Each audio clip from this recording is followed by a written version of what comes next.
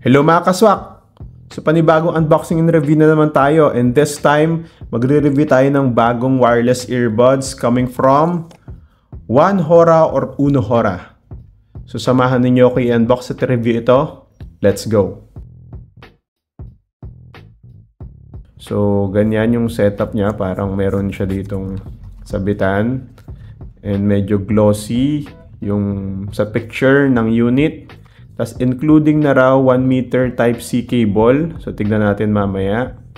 Tapos sa likod andito yung basic specs. So yung earbuds niya kapag ka full charge 6 hours. Charging time dun sa charging case niya ay 1.5 hours. So stable ang connection. Then total duration ay 22 hours. That includes yung actual earbuds and yung charging case. So Bluetooth version nito is 5.3, so bagong-bago yung version na ginamit dito. Tapos around 10 meters daw yung kanyang connection distance. So mamaya sa proximity test natin, malalaman natin yan. So Type-C, yung kanyang charging port. 40 mAh, yung kanyang battery capacity. Ano natin ito? Okay, so upon unboxing, ito yung makikita natin. Yan, no? So mamaya tayo dyan, tignan muna natin yung laman. Other than the unit, meron tayo ditong manual. Tapos, ito na yung kanyang unit. Pero before that, ito yung kasamang 1 meter na charging cable. So, very sturdy. Maganda ito. Parang same to nung sa cable nung One Hora na charger na ni-review natin. Tapos, we have the silicone tips. Sa unit itself, tignan natin.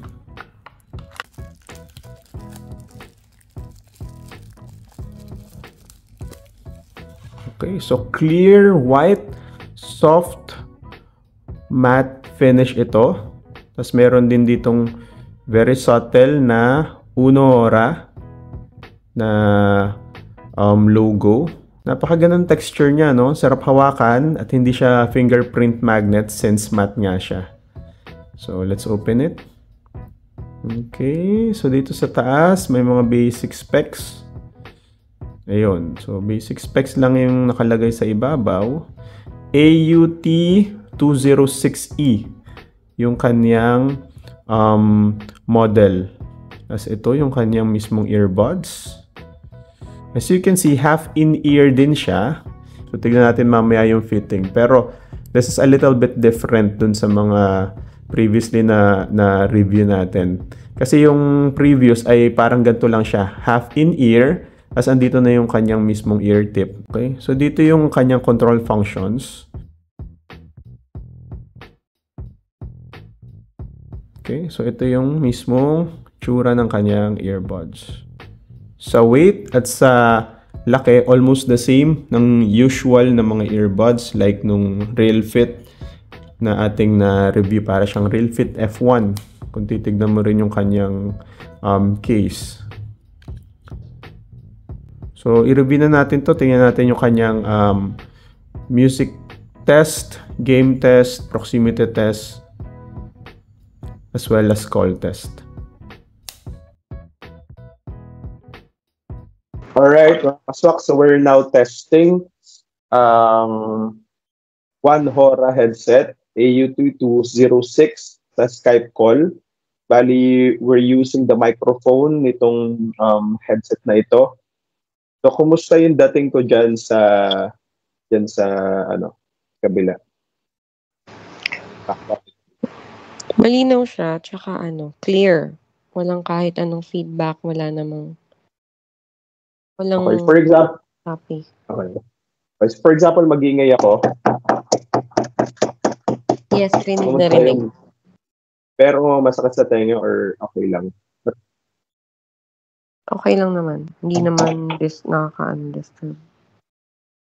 Okay. So, ako din sa part mo, very clear. Wala ko naririnig na noise dyan sa paligid. Kasi hindi ba electric fan mo? Ayun, wala rin ako naririnig na electric fan. Napakalinaw nung dating mo dito sa part ko. So, yun. So, again, we're testing One Hora headset. Dito sa Skype call, actual call test.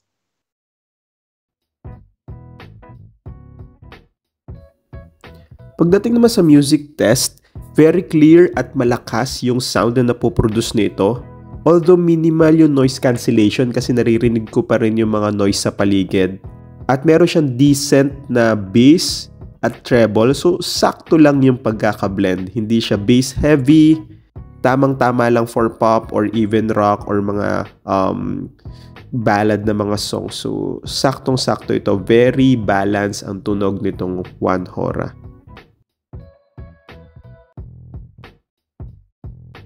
Sa proximity test, sinubukan kong umakyat sa second floor para malaman kung mapuputol ba yung tugtog. Pero surprisingly, no, maganda, walang kaputol-putol kahit sinara ko yung pintuan ng second floor. Sinubukan ko rin ito sa labas. Usually, yung mga previous na review ko, pagkalabas ko pa lang at kapag kasara ng pinto, napuputol na kaagad. So, around 10 meters talaga siya legit, hindi napuputol yung tugtog. Diyan na lang banda naputol nung nasa may gitna na ako ng kalsada. Medyo malayo na yan at nakasara na yung pintuan. Doon pala naputol, pero pagbalik ko pa lang ng gate, yan, bumalik na kaagad yung tugtog. So, this is the best headset in terms of proximity, no, na so far na na-test ko. Sa game test, tinest ko ito using yung Call of Duty tsaka yung NBA 2K. Okay naman, very clear and loud din siya. However, halata mo na may delay on both games. Bali, kapag ka dito sa Call of Duty, yung pagbarel, hindi siya masyadong sumasabay. And sa NBA naman, yung pag-dribble and pag-shoot, di siya masyadong sabay. So, don't expect too much. May latency itong headset na ito, pero clear and loud.